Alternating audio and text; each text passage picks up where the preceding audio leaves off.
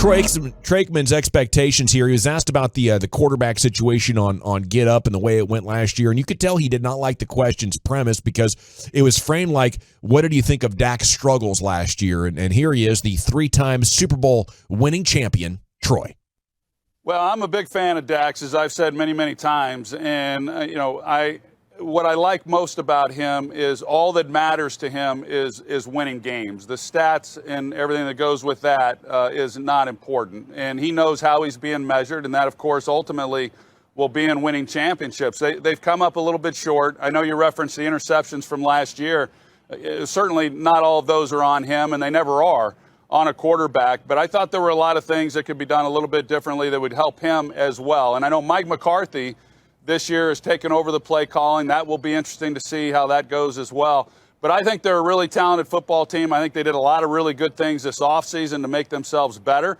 But as Cowboy fans have heard so many times, there's always a lot of optimism coming into the season, and it's ended, unfortunately, in a lot of disappointment. But they'll be right there again this year with an opportunity to do what they've been unable to do in quite some time. And, time will tell. He's always consistent with what he has to say regarding Dak Prescott. That's for sure. Never changes. Doesn't. And he does like Dak, and there is a lot to like about Dak, but the issues will be, hey, was the interceptions last year, were they a mirage? Was that just kind of a blip on the radar? And then we have all of these questions about the changeover with the coaching staff. How does this offense look with Mike McCarthy and Brian Schottenheimer? What is going to go down with this left guard spot? Is it actually going to be Terrence Steele? Because we've seen, Dak is a good player, but he's not the quarterback, and there's very, very few that are, right? I mean, we can count on one hand the ones that can do this, where they're able to just mask all the deficiencies with the rest of the roster. Dak's good. You can win with Dak, but he's not that kind of guy that's going to be able to just mask a bad offensive line, a lack of weapons. They did a good job getting Brandon Cooks here, but there's a lot of questions going into this season with the rest of the offense around Dak Prescott. 972 says, what would it take to get Troy in the building? He'd be an amazing front office addition. That's Daniel in Prosper. I really admire Troy as a broadcaster and as a thought leader for the Cowboys public because he's always straight shooting. And he has a good way of giving takes on potentially controversial subjects and not like sacrificing his straight shooter, so he's going to respect Dak. You don't want to put fuel on that fire. He wants to give his honest take, but also it's not perfect, and he does a good job of balancing those ideas and not like offending the Cowboys quarterback fraternity that he has going. To me, what I want to hear Troy say, though, Brian, and maybe you want to answer the texter's question, like, could you ever get Troy in the building? But if I'm Troy, I'm like, yeah, I had Emmitt Smith. When I dropped back to pass and I had guys like Michael Irvin and Alvin Harper to throw the ball to, we were getting much better looks after you have the we great wall of Dallas in front of you. Great offensive line. And, until Dak can have the same things that I had as a player, it's not fair to hold him to that same standard, even though that is the standard, championship or bust. But when's Dak going to get what I had? I'd love to see Troy put that kind of pressure on the Joneses. The problem that we're dealing with when you're starting to talk about Troy and the way that he played, it was pre-cap. Mm-hmm. Yeah. And that's the deal. And so it'll never. That's why you can't hold one for 8 years. It'll never be perfect for Dak. It'll never be perfect. You can get it for short term though. Maybe a year or two. Yes, and that's how the teams are winning. We thought that Philadelphia was going to completely fall apart, didn't we, with their cap situation? We sure did. To kind of hold that. They thing weren't together. Contenders for 3 or 4 years. Oh no, they came back. No, that's what I'm saying. You're right, but we're just saying when you build a team that gets the Super Bowl, then you're worried about losing the team, because of all the things that happen because you're having to pay everybody. It's never these quarterbacks that try and talk about Dak's situation that are old veteran quarterbacks that played in the non-cap era. They can to me they can say all they want, but they never lost their guys. Matter of fact, they picked up one of their best tight ends was Jay Novacek off what they called back in the day Plan B. So to me, Troy Aikman. I think they're still calling it that. Yeah, I think Troy Aikman is still, he could be nice about it and stuff like that.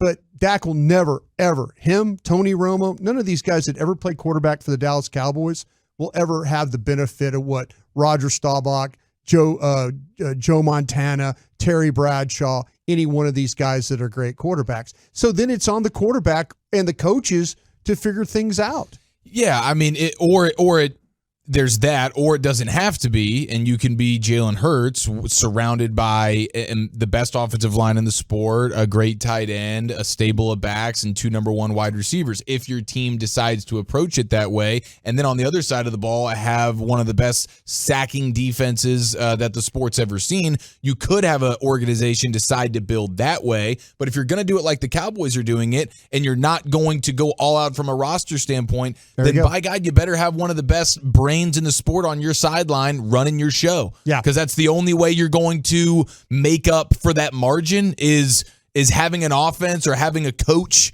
that can take your players to the next level. There's very few of those guys. I don't know if you have one right now. Well, and at one point, Mike was thought of as maybe one of those guys, but it's 13 years ago that he won that Super Bowl. Sure. You have different coaches. The guy at Cincinnati was 5-20 something. I mean, he wasn't a very good coach. All of a sudden they get Joe Burrow, and next you know that they're talking about him as one of the young bright offensive minds in the league. It is true though when you look at the Cowboys, and because your point, Gavin, when he did have everything around him on offense, the defense wasn't any good. Yeah. Now they've made an effort to try and pump resources into the defense. The defense is good, but now you've got some holes along the offense, which you didn't have originally. They can't ever get both things married together in harmony the way that you really need to be a serious contender. I think you have to sacrifice the future to get both of them built. And the 49ers, the Rams, and the Eagles are all doing that. Hey, we're in the Super Bowl. Oh, you won't hear from us for 3 or 4 years while we rebuild. Hey, we're back. Everybody, NFC title game. The Cowboys don't want to do that, and I feel like I'm beating a dead horse on this. I would love it if they can go out there and build such a great defense that 20 points will win you multiple playoff games. Maybe they'll do that and prove me wrong. Maybe that's their goal. I think that Will McClay could be Howie Roseman. I think he could. He just doesn't have the autonomy to do it. Yeah, there's that too. I think Will understands how to build a football team. I agree with you 100%. I think Will understands how to build a team that can win this division.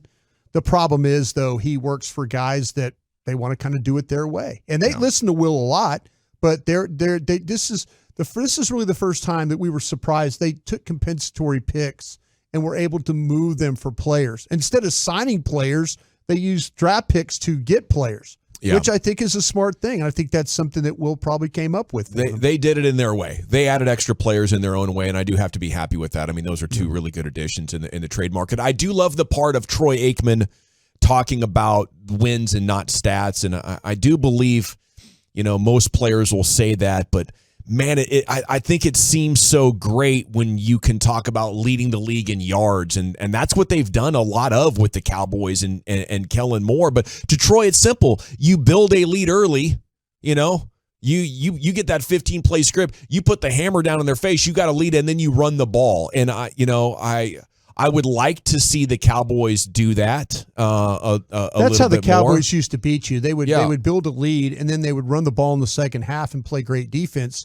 When you had to throw the ball every snap, that's when they were getting after you. Maybe that's what they're trying to. It worked with Cooper Rush in 5 games last year. Did it not? Mm-hmm. It did, but their issue the last 2 years is the second half of the season, the running game has just disappeared. Yeah.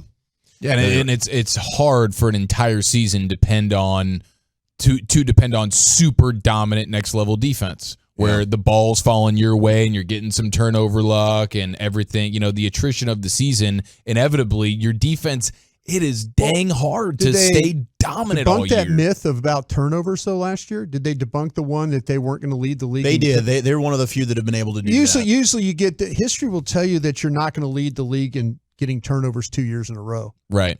Dallas debunked that. No, for sure, but they still went through stretches of the season where you couldn't depend on the defense the same way you did during those early Cooper Rush games. Yeah. So you got to find some level of balance. I mean, that's just very few defenses stay that good. Absolutely. And they're still that good in the playoffs. You got to be generational. Yes, and we thought maybe they were the first half. To your point, the first half of the season, we thought maybe they were generational. Is this defense good enough to carry them? And then they did. They had injuries. You saw the Jacksonville game. They allowed 40-plus points. Dak's having to keep them in the game, and then you have the unfortunate way that one ended. But you're absolutely right. The last month of the season, we had tons of doubts about the defense. And they finished super strong. It's not to say that it can't all culminate in really good things come playoff time if you get some health falling in the right way. But throughout the course of a season, you're probably going to go through stretches defensively where you're not at your best, and you better have something better than the Cooper Rush offense. Both sides will have to carry the other at times throughout a 17-game season. The way they lost that Green Bay game, though, that was on. I mean, the defense fell apart in the second half. Defense fell apart in the second half, but then you got your play caller forgot to run the football. You passed it way too many times. It was like 40 that game, and you almost lost against Houston passing it like 45 times. And that might very well have been the nail in the coffin for Kellen Moore with Mike McCarthy. I mean,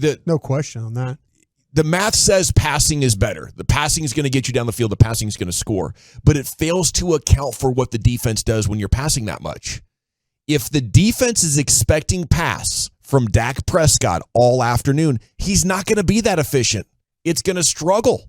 You got to get them thinking run and then pass the ball on them. That's what Dak had in 2016. He has still not posted that efficient of a season from his rookie year because the defense was obsessed with run. Offensive line, running game.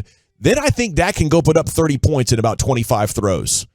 Oddly enough, you ask him to throw it 40 times, I think you get less points. I think you get significantly less points because by the time he's thrown for 40 times, defense doesn't respect the running game. And I think that's what complementary football is all about. Very, very few quarterbacks are good enough to not have to play complementary football. And until you have one, like ignoring that is weird. Does Mike McCarthy think his scheme is going to be so much better than Kellen Moore's and his play calling is going to be so much better than Kellen Moore's that with a washed up and tired offensive line, you're just going to magically run the ball? I don't know. I think we got to get the ball out of Dak's hands quicker so the pass rush can't get to him. Those are schematic adjustments and hoping. And if Mike McCarthy can pull it off, I think he will definitely be deserving of another contract and maybe coach of the year. No, he's betting his job on it. Yeah, he really is. He's betting his job on it. He sure is. And for him, it's like, well, does he really believe it or does he just not want to go out Kellen Moore's way? Why is he betting his job on it? Because the job's gone anyway. That's a good point. Yeah. That if you're going to die on your terms, not die on somebody else's terms.